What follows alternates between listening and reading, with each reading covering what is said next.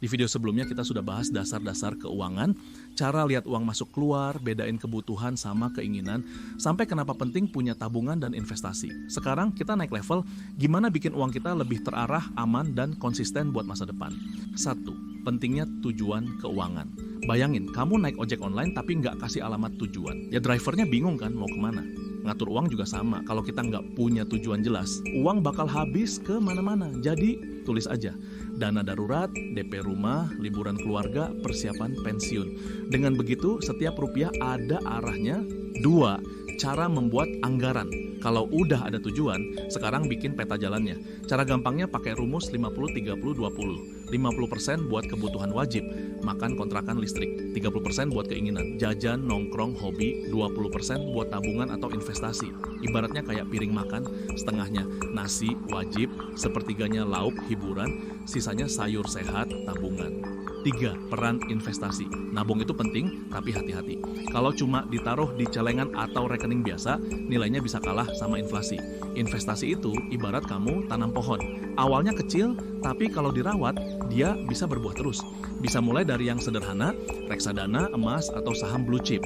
4. Mitos and fakta finansial. Banyak orang percaya mitos yang bikin mereka takut ngatur uang. Mitos, investasi cuma buat orang kaya. Faktanya, mulai 100.000 juga bisa. Mitos, semua utang itu buruk. Faktanya, utang produktif, misalnya buat modal usaha, bisa jadi batu loncatan. Mitos, kalau nabung aja udah cukup. Faktanya, inflasi bikin uang kita menyusut kalau enggak diinvestasikan. 5. Mindset keuangan jangka panjang.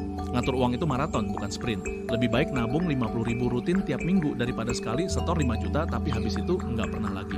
Kalau bisa nahan beli gadget tiap tahun, duitnya dikumpulin, 5 tahun lagi bisa jadi modal usaha. Intinya, biarkan uang bekerja buat kamu, bukan kamu terus yang kerja keras buat uang. 6. Langkah praktis memulai. Teori tanpa praktek sama aja kayak punya resep tapi nggak pernah masak. Jadi mulai dari yang kecil, catat pengeluaran harian. Sisihkan uang buat dana darurat. Anggap kayak payung buat hujan tiba-tiba. Pisahkan rekening.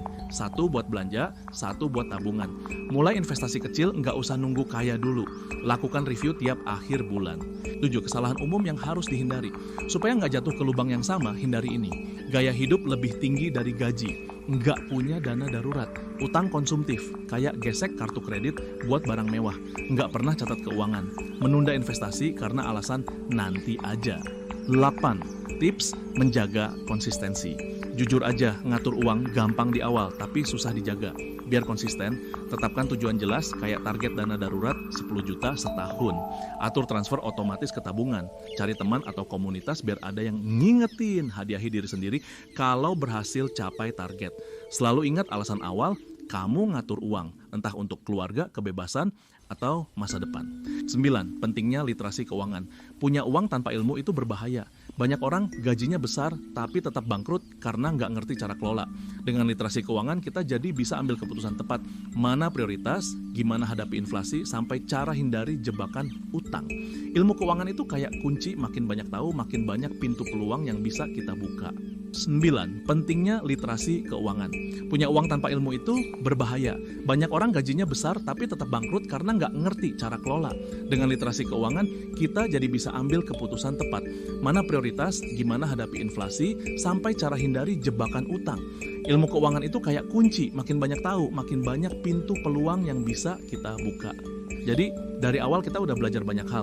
Bikin tujuan, bikin anggaran, investasi, mindset, langkah praktis, sampai kesalahan yang harus dihindari.